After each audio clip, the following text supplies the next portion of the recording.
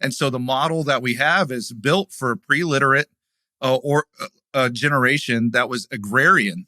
And so they would walk or ride a horse into town, spend all day with people, and an hour or two out of that day, they would actually listen to the words of scripture that they could not read themselves. Yeah. And so you'd have these moments where they could actually like, oh, I got to trap this because this information is now, this information is, it's, the word's escaping me, but it's like, it's really heartfelt and dear and it's valuable. And we've devalued information because of the fact that we can get it as a commodity. They could not. And so that model was built for that time in history, and it was beautiful and it was amazing. And it was exactly what they needed for the time that they lived in. The problem is the model hasn't shifted in 1700 years, and it hasn't needed to, I don't think, until digital technology really connected all of us. So it was the internet and email and organization where now we're commoditizing, information so we could watch somebody's video. But what really changed was the ability to connect like you and I are doing right now. That changed the game for churches. Hello, everyone, and welcome to the Flow Over Fear podcast, where it is our mission to help you to rise above fear and realize your ultimate potential in leadership and life. I'm your host, Adam Hill, and it is my goal to share with you the human side of high performance. My guests share their experience with fear, anxiety, struggle, challenge, and, most importantly, despite all of it, how they rose above it to achieve incredible results. So, if you're ready to rise up, let's get started. Hey everyone, welcome to Flow Over Fear. I'm glad you made it today. Thanks for joining us. I have a great guest today. There are a lot of ways that fear can show up in our lives and communities, and inclusive of that, of course, is certain uncertainty, lack of understanding, amongst each other. And also that it kind of exists in our generational gaps that may exist within our culture. And that's where my guest comes in today. Chestly Lunday is a speaker, a consultant on issues of generational change in churches and other organizations. He's given over 1,000 presentations in 7 countries, reaching over 100,000 people, and has led a team to develop a groundbreaking new study on emerging generational trends within our institutions at the intersection of technology and faith. As a military veteran, entrepreneur, and pastor, Chestly's been developing leaders for 15 years, and his thought leadership has been featured in Start Church, The Christian Post, and Outreach Magazine. Chestly is on the cutting edge of emerging generational trends in churches and businesses and helps these organizations bring vision, innovation, and clarity to growing uncertainty in our world. Thanks for joining us, man. I appreciate you being here. Yeah, not a problem. I always get a kick when we talk about 1,000 presentations. I'm a pastor, so I speak twice a week anyways. So It's just funny. And I have so many friends that make fun of me. Really? 1,000 keynotes, buddy? Yeah. Why not? Hey, it counts, man. Anytime you're able to get up there on stage, right? I used to say 1,000 unique, because that's harder than just saying the same thing over and over and over again. Right. Yeah. And that's true. I mean, keynote speaker develops one speech, they get referred, they keep going up there. You have to work on that every single week, something new, something inspiring. There's something to that. There's a lot there. And I mean, I think that needs to be celebrated. So, we're really good at BSing. That's all. That's true. Some would argue. I would argue half the time. It's like, what am I doing talking about this? I don't know how to raise kids. Right. Well, let's kind of dig in. Let's start there. I think that's a good place to start. I'd love to know how you got into that role of being a pastor. What brought your heart into that, and how'd you get there? Oh, geez, being a pastor. So I'm 5th generation pastor, and wow. I ran away from it as far as I could because growing up as a PK was not an easy ride for me. Ended up, my dad was what we call bivocational, meaning you have 2 jobs whether you want one or not. Because church doesn't pay the bills. Well, it was so bad at one point we ended up homeless for a few months in a hotel. So Yeah. And that has kind of stuck with me. The whole economic struggle of being a pastor, is not fun. And so, I try to make money in other different areas just because I don't ever want to be homeless or broke. That's where my fear lies. Right. And, yeah, so over that time, I just fell in love with the idea of inspiring people and helping them transform their lives. And I think that is deeply spiritual, and trying to figure out how to innovate and help people do that in a digital age. So I did that. I've been a pastor for 15 years. The iterations of what pastoring looks like has changed a lot, specifically with digital technology, and realized really quickly, like, the church is going through the third biggest shift it's ever had in its entire existence. We're talking 2,000 years. Wow. Wow. So you have Constantine, where Christianity was illegal up to Constantine. Right. And he legalized it, and they were able to come out of hiding and begin to really put their mark on the world. What we call Christendom started because Constantine allowed them to not be prosecuted, killed, or tortured for their faith. And so they began to change the world by creating these towns around the focal point of their faith. And it was amazing for the most part. And, then it went and you did what everything does, and it declines, and it gets, it gets a little corrupted, or a lot corrupted.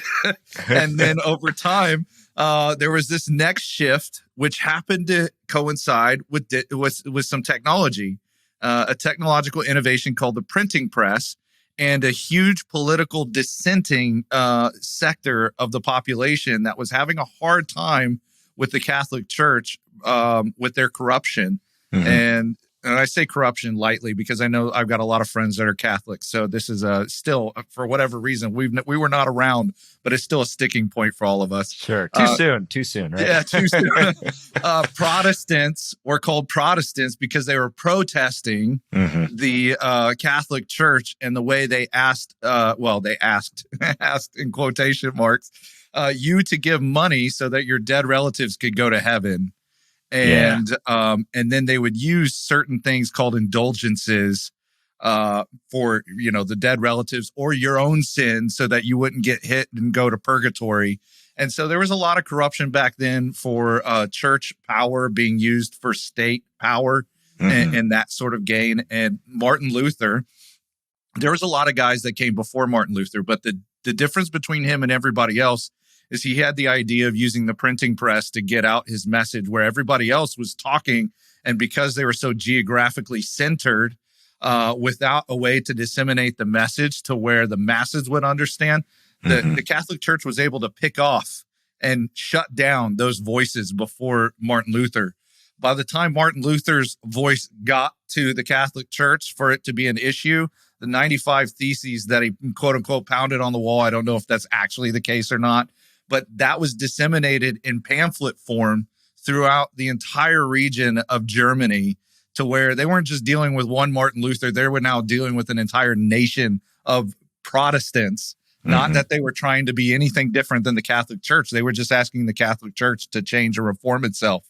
Instead, they kicked Martin Luther and the rest of his guys to the curb, and they had to make a compromise and said, hey, don't kill us. Let's all go against the Baptists. Oh, people and hate, man. People and hate. But so that was the second biggest shift in church history, and it was because of information was allowed to have access. And what Martin Luther did there was he created in one page, and he disseminated it into German language. Up until that time, everything was written mostly in Latin. Nobody in Europe could read it. Only the high elite could. And he brought down access to the common man. That is what innovation is bringing down access to power, to innovate, to tools, to people that normally couldn't have it. And so he did that, and he used that idea to spread his idea. And now we're in what I call the third iteration, which is the digital Reformation, if you will. Well, that's interesting. I think the idea each of those revolutions were, yes, brought on by or facilitated by some technological change. Obviously, the first one was an empire, driven, but Yeah. but also driven by a person too. It sounds like, okay, so somebody used that tool of technology to drive that home or some kind of power on that front. Yeah. Who is so with this new technological revolution, who is today's Martin Luther? Is there that's a beautiful question. Beautiful question. This is different than any other shift that we've had. Leaders are made after the fact. I always believe that. They're not usually like Martin Luther didn't wake up one day and go, I'm going to lead this revolution. Right. No, that's not what happened. He probably even died and didn't realize his mark and impact on history. But this is fundamentally different than the other two shifts because it doesn't deal with the hierarchical structure, which is what Constantine did, and it doesn't deal with the theological structure, which is what Martin Luther's did. This actually deals with the practical structure, how we experience our faith. It was built in such a way, the model of church hasn't changed in 1700 years, which is come around a building, listen to somebody talk about scripture. We get all, up in arms about listening to somebody spout off his opinion about a book we don't know if is actually right or not from a stage. But the reality is these people lived in a pre-literate time. And so the model that we have is built for a pre-literate or a generation that was agrarian. And so they would walk or ride a horse into town, spend all day with people, and an hour or two out of that day, they would actually listen to the words of scripture that they could not read themselves. Yeah. And so you'd have these moments where they could actually like, oh, I got to trap this because this information is now, this information is, it's, the word's escaping me, but it's like, it's really heartfelt and dear and it's valuable. And we've devalued information because of the fact that we can get it as a commodity. They could not. And so that model was built for that time in history, and it was beautiful and it was amazing. And it was exactly what they needed for the time that they lived in. The problem is the model hasn't shifted in 1700 years and it hasn't needed to, I don't think, until digital technology really connected all of us. So it was the internet and email and organization where now we're commoditizing, information so we could watch somebody's video. But what really changed was the ability to connect like you and I are doing right now. That changed the game for churches because you could get information somewhere else, but you couldn't connect to anybody else anywhere else. And when social media came on board with platforms and connection and social media in its first stage, not in its second stage, it really changed the game for how we connect with each other. You and I are able to do this. I can, for the first time in my life, I can curate my own network of relationships. That's amazing. Yeah. Yeah. And there are some pros and cons to that with the way digital reforms the brain. And I don't think it's nearly as bad as some people like to make it out to be. I don't think it's nearly as good as some people like to make it out to be. But it really changed the game about how we express our faith, how we practice it on a day-to-day, what the role of the building and the 1 hour a week event does for us. And so this third iteration is going to change the way we experience faith, which is when I'm saying that, if you are not a faith, you're not somebody that follows faith or not a church leader, that doesn't mean a lot to you. What I just said to people that are religious, and I might as well have been Martin Luther and shoved something up against the door because that is unsettling. The way we experience and practice our faith will change in the next 15 to 20 years because of digital technology. Yeah, and this touches a very, very central point, and it kind of gets to that fear element of where we're experiencing this fear, because you mentioned something before we jumped on this call, which was, we always have this fear of change, which is absolutely true, and ultimately it's our ability to embrace that change in the right way that can lead to an abundant life or a better life.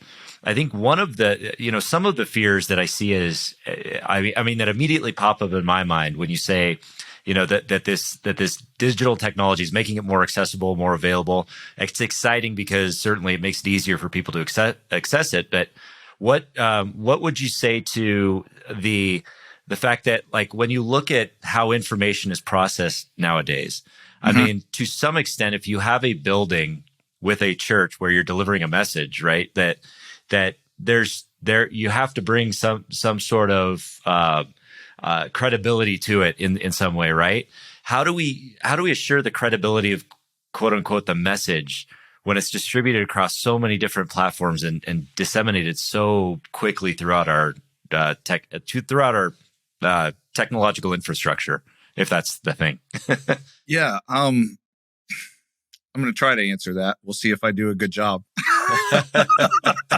I think the message is credible in and of itself, that it's lasted for as long as it has. So I don't think the message is the issue. The methods by which we use are. And what we tend to do, and I say this knowing that our interpretation of Scripture differs based on our worldview.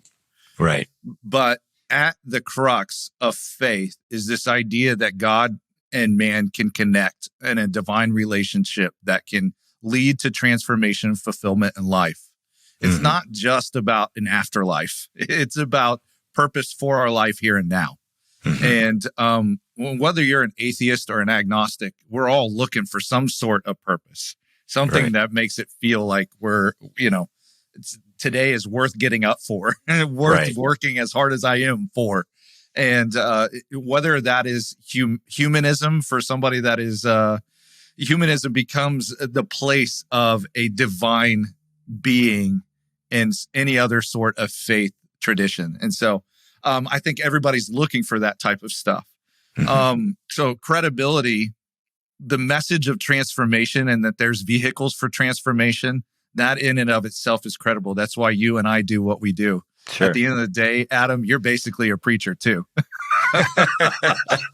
Sorry to bust your bubble. I think that's not a problem. I think what ends up happening is we realize, there are these times in history and they don't come around all the time. Like I said, the third biggest shift in Christianity, and I think religious history, is this moment, but this is disruptive for everybody. We're grappling with the idea that AI, like there's this new list of people that Elon Musk, who funded Chat GPT, is saying, hey, wait, we shouldn't continue to work on AI. We should ban it for about 6 months till we figure out the ethics behind it. Yeah. I'm like, you know what? Somebody's dealing with something in their garage that's going to change everything else. We're living in such a disruptive time that there's these moments in history that we have to be, we just have to be very aware that we're not living in a normal everyday society. This moment that we just happen to be put on this earth for is ripe for innovation. And we are either going to be disrupted or disruptive. We really don't get a choice in between the two. Maybe you can just be, I can't. I'm ambitious, so I want to move forward with progress. Right. But the reality is, for most of us, we're living in a society that's going to force us to be innovative, whether we like it or not. Yeah. Just as somebody that had to learn how to watch TV with Blu-ray and then streaming, but they really love their VCR. Oh yeah. What is this remote thing? So it forced us to be innovative. It forced us to progress. And I feel like we are in a generation now with Gen Z and Alpha, that they are the first purely digital generation. They process the world differently than people over 40 do.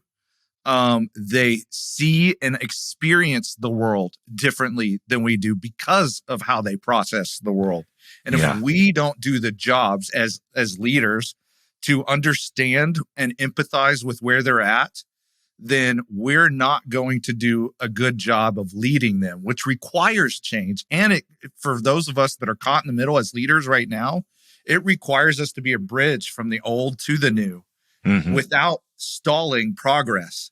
And that's where change comes in, and everybody's afraid of change. And the leader most of all, because they know what it means to be leading through change. It's not easy. It's definitely not. Yeah. And that's why this is such a good topic to cover when it comes to fear, because it doesn't just exist in a church. That happens to be where you're conducting these studies and incorporating these things. It's happening there, and it's an important transformation, but it's also happening in business. We're sending people home. We're having these these conversations about, well, are people productive when they're working from home? Or or do we need to bring them into the office? I think Elon Musk had the same argument about that. The answer is yes. People are productive when they work at home. You just don't like the lack of control. Let's be honest. That's absolutely right. No, I'm 100% with you on that. Yeah. And I'll frankly say I dealt with that generation gap in my own company when we had to send people home for COVID, but it worked, and it absolutely worked. And for the people who were younger who could adapt to that, the people that you're talking about in the younger generations, they were the more productive people, and the people that were in the older generations that were willing to adapt performed well on that front. I think offering the options there was great, but and you'd mentioned something with regard to AI that I think was pretty powerful, because that's, I think, the next iteration of this change. It feels like. We have teachers. I have teacher friends that have talked about, well, people are writing essays on this stuff. I wish I was a high school student right now, man. I would be the smartest kid ever. It'd be amazing. Yeah, but I mean, they're talking about using ChatGPT, and I can understand the argument of well, we don't want them to use that in the same way we didn't want to use just Wikipedia or before the encyclopedia, right? But or plagiarize, but here's you're sorry, I don't mean to cut you off. This is indicative of the time we live in. It's disruptive. Right. Our model for education is broken. It doesn't work anymore. It's built for a world that is about accumulating knowledge. We don't need to accumulate knowledge. We need to discern the knowledge we do have. And that's the issue.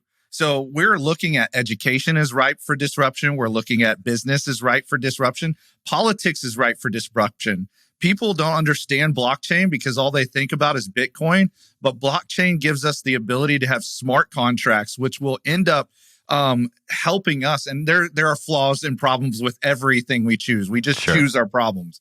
But the reality is what blockchain will be able to do in the future is to rid us of politicians who say one thing and do absolutely another for their own self-interest so they win the next election, where smart contracts can be the new litmus test for administration, and it won't be politics anymore.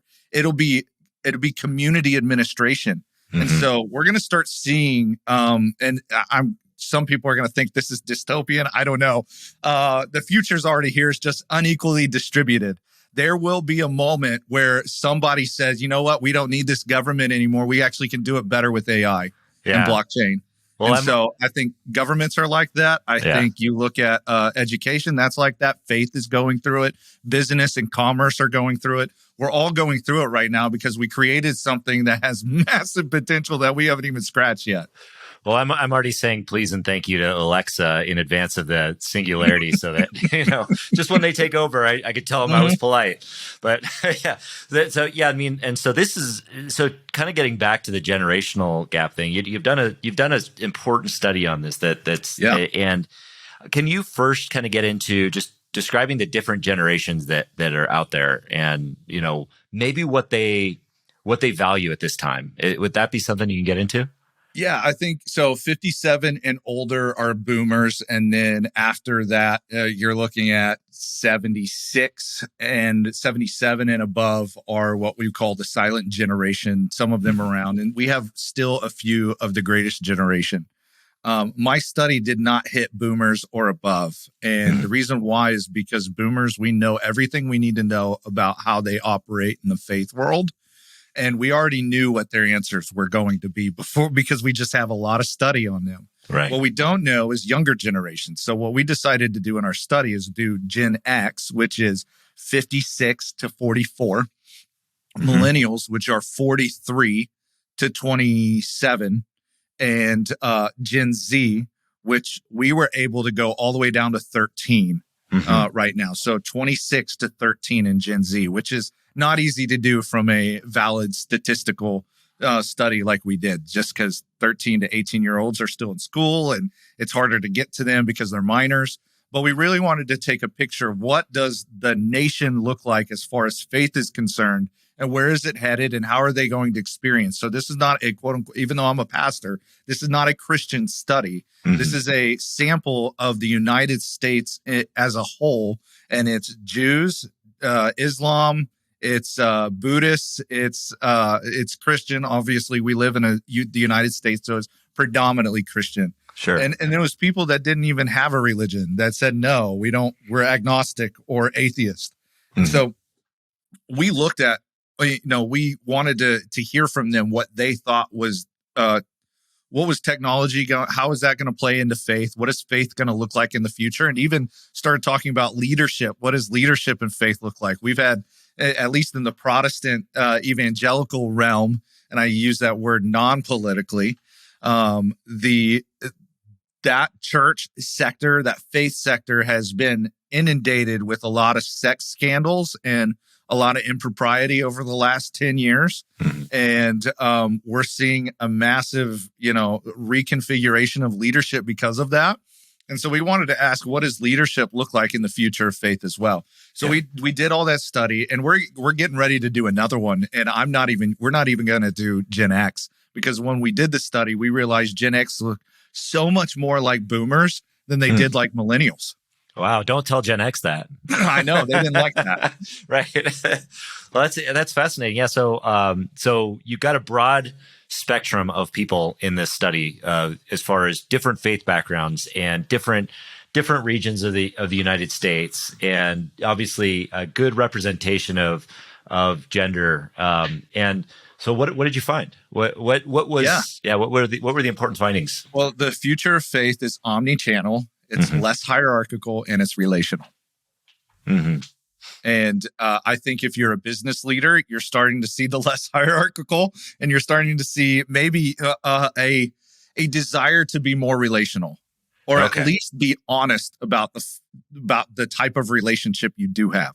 Okay. So I want to dig into each of those to kind of get some perspective on what they mean. Like, what does omni-channel mean? How does that show up? Yeah. So omni-channel is a technological term that means being able to connect with you via any medium I want to, at any time I want to, however I want to. Mm-hmm. And so what it means is every channel that for means of communication from the organization to the person. Mm-hmm.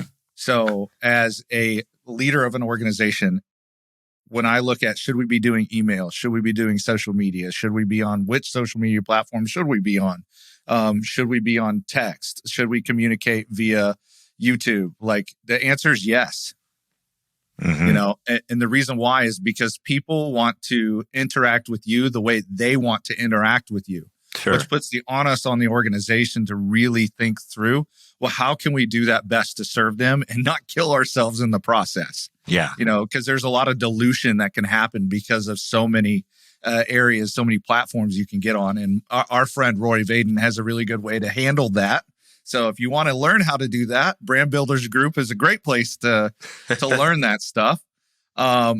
But I think the church in general and in businesses, we're going to have to learn how to interact with people the way they want to interact with us. Yeah. So that's omni-channel. So we have to come to them on the channel that they want.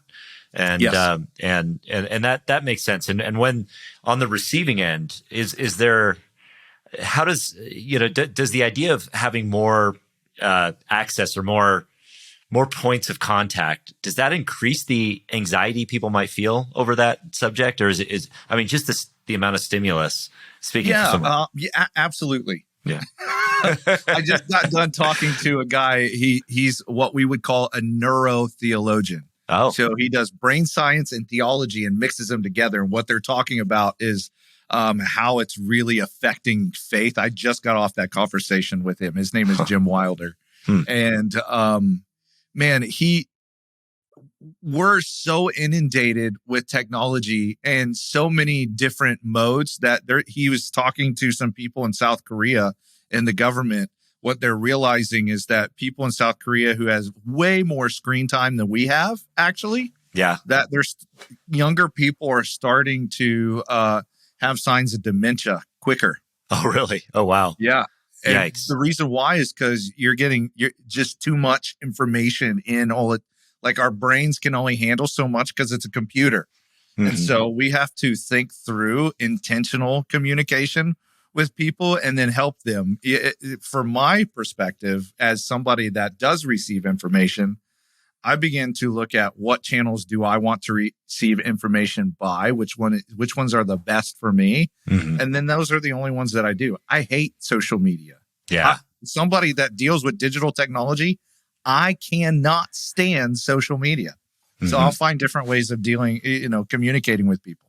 I love that. That's really important to hear, because I think as we're going through this study and we're talking about how people want to receive whatever message they're receiving, whether it be a faith message or from their leaders in business or news or whatever it may be, I think there's a sense that the younger generations just want to get it from every direction, and that's not true. Yeah. So, So I think that, and coming from someone who can identify, who's right on the border of Gen X and millennial, so I get to choose, which is nice, because when somebody's picking on millennials, totally, you're those like, millennials, Gen X. Hey, yeah, those stupid millennials, right? I think everybody points at the millennials and goes, "You're ridiculous." Oh, of course, yeah. And in everybody's mind, millennials are still 20 years old. Yes, they are. Yes, they are. Even though I'm 36, the oldest of us is 43. So, right. It's, and even Gen Zers now, like nobody thinks of Gen Z; they still think of millennials. Yeah. Here's what I would say about that.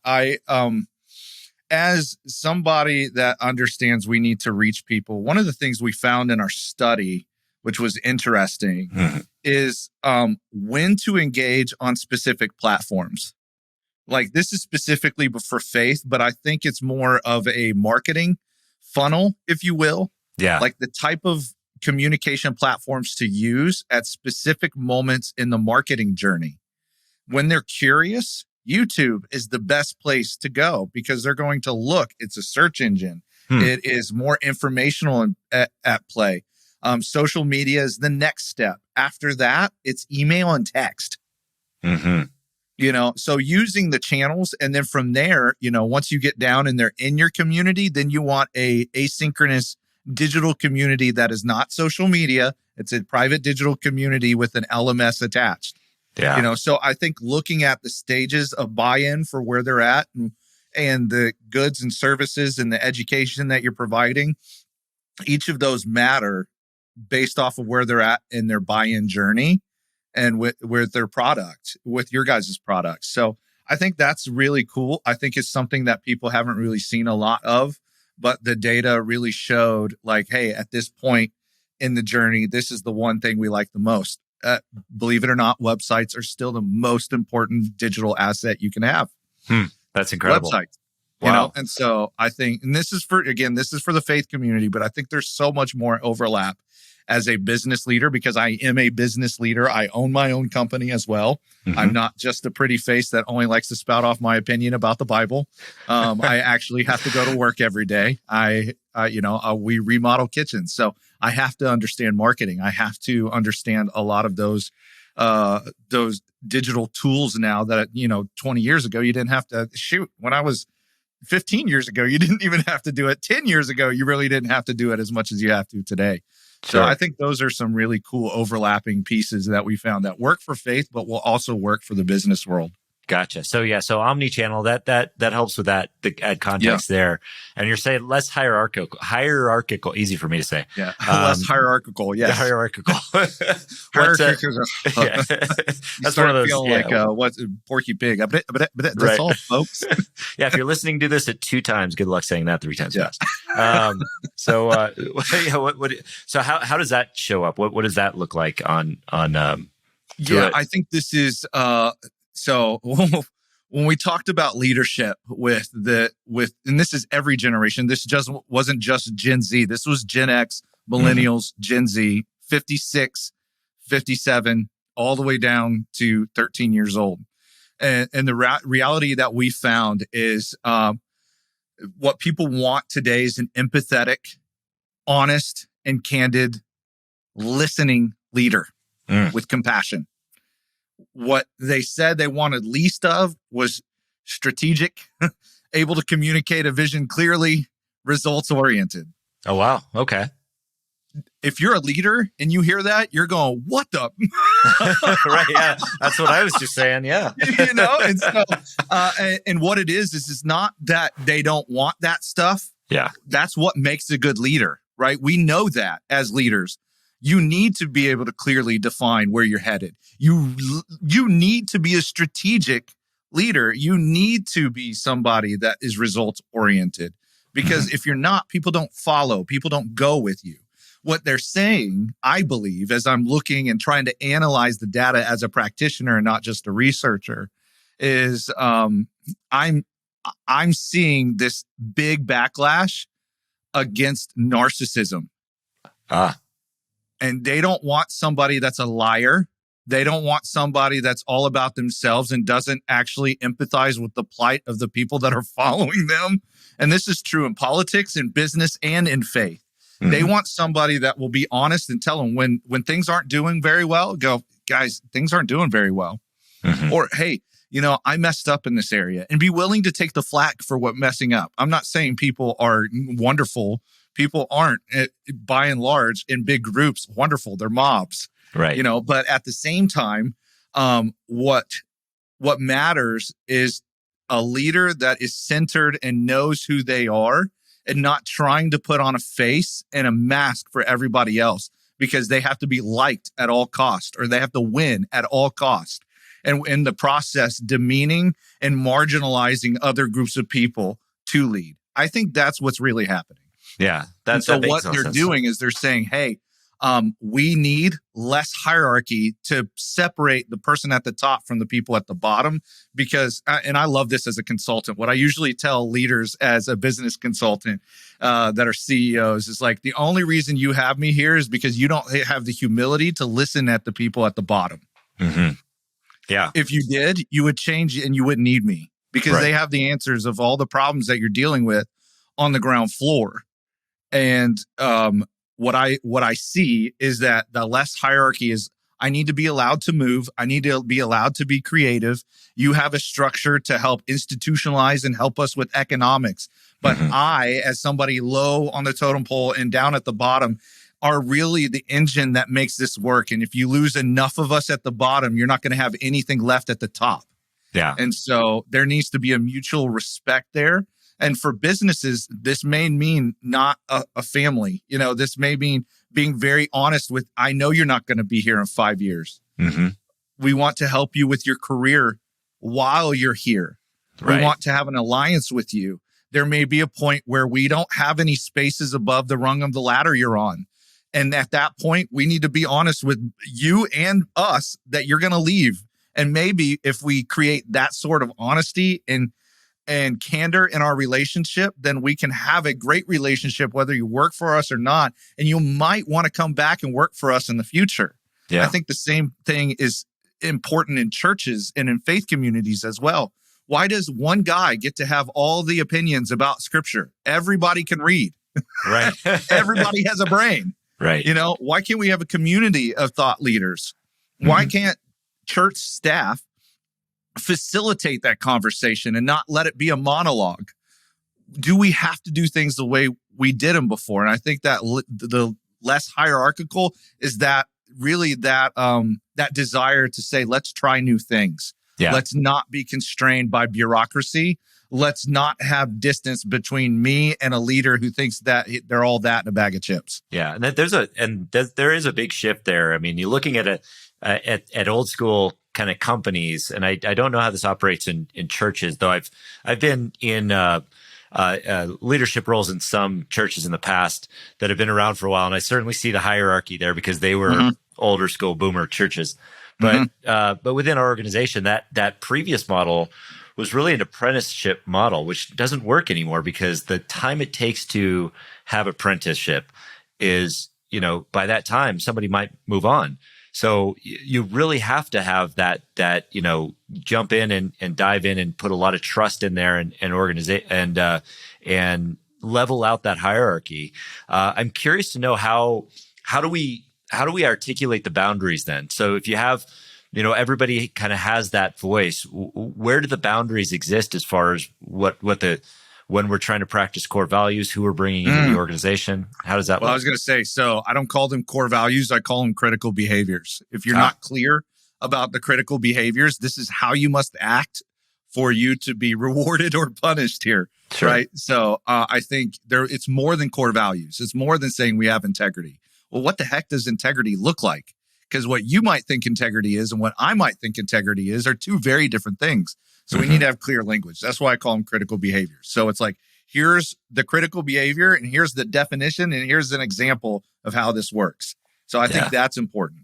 That's I think great. The next thing is paint your vision very clearly. Where are you headed? Not this pithy one statement vision statement that tells you nothing about your business. I want to know where you're headed in the next 3 years. I want to know what you're trying to create. I want you to have a point of view because I don't want to get into it and then you change directions. And now I'm trying to figure out if I fit or not. I want to know whether or not I fit now. So that way for the next 3 years, at least I'm here with you on that journey. And when things shift, if things shift, then you and I can have a new conversation because when things shift, it's now a new agreement. And I think most, and I'm at fault for this too, as an employer, we shift quickly at the top because we see things coming. But when we don't communicate downline effectively and make it very clear, the agreement that they had with you changes. And we take advantage of that. We don't believe that they should be feeling a specific way they're feeling because if they knew what I knew, then they would be okay with it. Well, the truth is they would know what you know if they were sitting in your seat. So you've got to do the respectful thing of sharing this with them and then letting them make a decision. If you do that, then you're giving respect to these people, allowing them to make a decision whether or not they're there and not holding them hostage or manipulating them emotionally, saying you owe it to an organization that would fire your butt. And whenever they needed to, if they needed to hit the bottom line numbers in a bad economy, people know this, and so I think becoming more honest, and we're seeing this in Facebook and Meta, like Instagram's doing it, Google's doing it. They fired, like all the big FANG companies have fired 150,000 people. Right. And they did it all at once. They said, you're a commodity. We only need you when we need you. We don't need you when we don't need you. And we're not going to treat you as human beings. And I think people just you're going to see a massive backlash to that. Yeah. You always do. When leaders act like they're God's gift to men and are narcissistic, there is always a backlash to that. Yeah. Because the people at the bottom serve the top. And that's not the way it should be. It should be the people at the top serve the bottom. Yeah, absolutely. I love that. Love that last point. And all of it. The people at the top. I'm fired up about this. I love this conversation. No, this is great. No, and a lot of this history. Hold on. Yeah. So fired up, I accidentally hit my wire and couldn't hear you. Oh, no worries. Yeah, no, I was just saying that that history kind of repeats itself on this front too, because we saw this in the auto industry when people were laid off and, jobs were sent abroad. And now we're seeing again with massive layoffs where now that the same jobs that we said were taking over the previous jobs, technology jobs are now becoming commoditized. And then we're moving in a different direction. We're seeing things like quiet quitting and more people going off and doing their own, being solopreneurs or entrepreneurs or freelancers and that kind of thing. So there's a big shift. I think that brings it into the last section. For faith, it was like the future of faith is relational. Yeah. And the truth is, I think humanity is craving relationships. As we've had more digital technology, we become more isolated and we don't know how to build community anymore. We don't know how to relate with each other anymore. Half of us getting anxiety when we're in a crowd more than 3 people, I think the reason why is because we don't understand how to build the skills of relationship. And yet we're feeling like the need for it, that we don't know how to quantify it. We just know we just want to be with our friends. Yeah. And I think when you look at the data and look at where things are headed in business and in faith, what you're seeing is this desire to say, hey, I want psychological safety with the people around me, whether it's at work, whether it's in my family. I want to be able to have the real conversations. I don't want to sit here and say I'm thinking this or I have this belief and then realize that the moment I say it, I'm now a pariah in these places. And the truth is, we got to get better at not talking it out, but just empathizing it out, Sure. allowing you to have your worldview and allowing me to have mine, and caring for each other as human beings, at the beginning. And I think you're seeing a lot of a need for that without the skills to be able to pull that off. I think that's where faith, when done right, has a lot of opportunity to grow. Yeah. Yeah. When you're just dictating whether you believe the right thing or not, that's religion. That's not faith.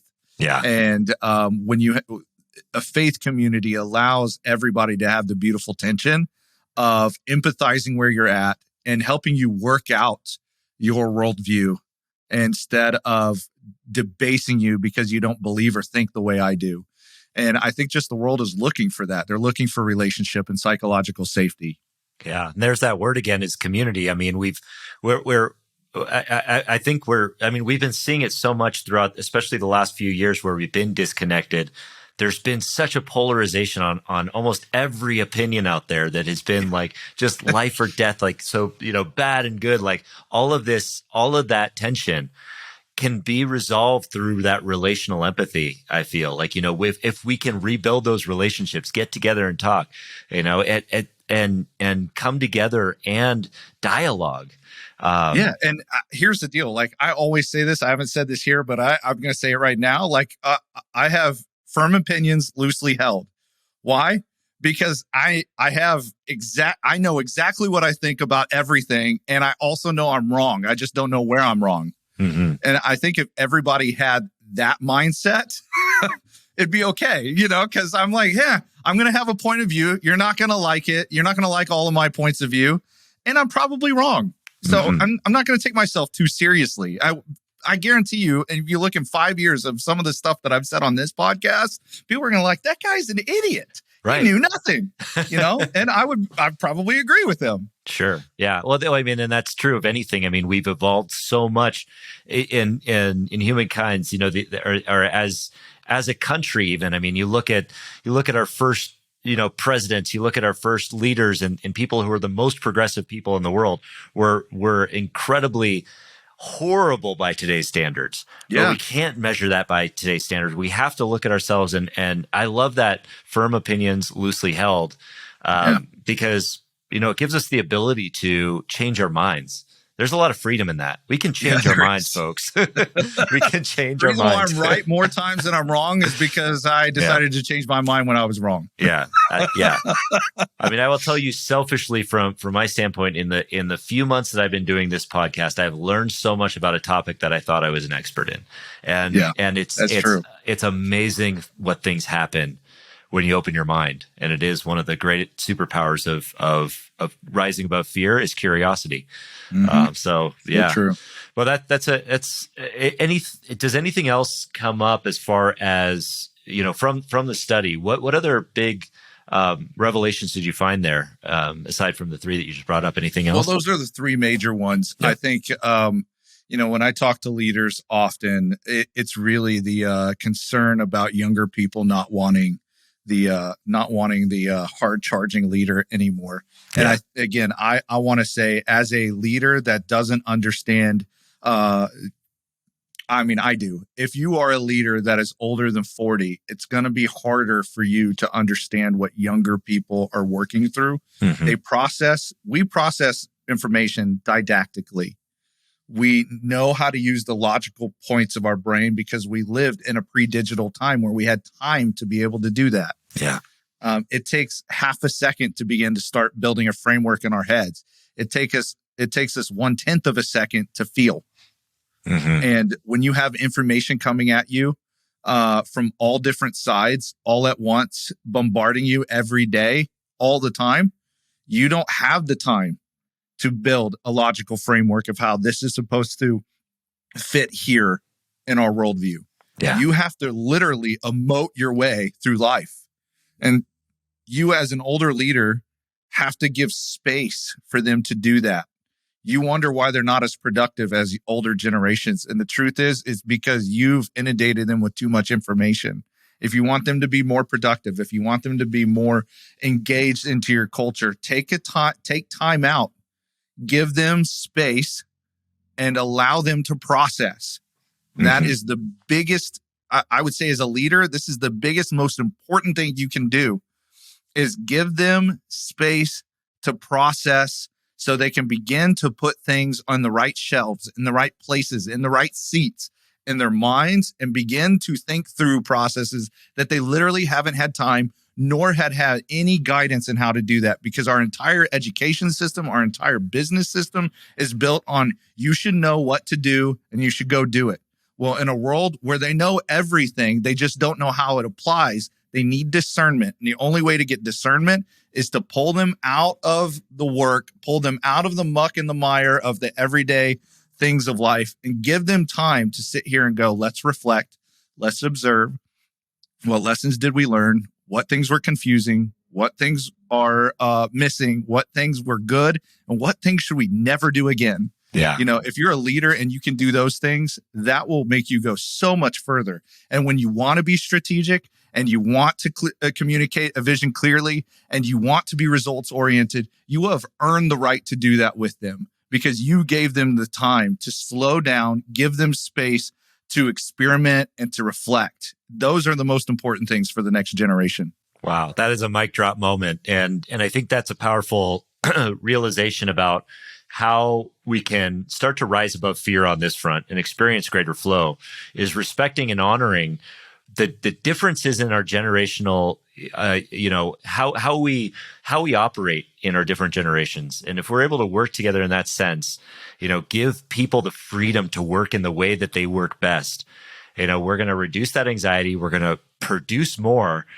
We don't have to rely on checking a time clock every day to make sure that everybody's doing what they're supposed to be doing. It's true. Just give them a task. Say, we want this result. We want it to look like this. This is what failure looks like. Yes. And here's how long you have to pull it off. Yes, absolutely. Well, I think that this is, so where can people find this study? Can they go to a website or anything like that? Or? They can. ChestlyLunday.com/future of faith. For those of you that are listening on podcast, it's ChestlyLunday.com/future of faith. Future of faith. All right. That's great. And it's a great study. I have it right in front of me.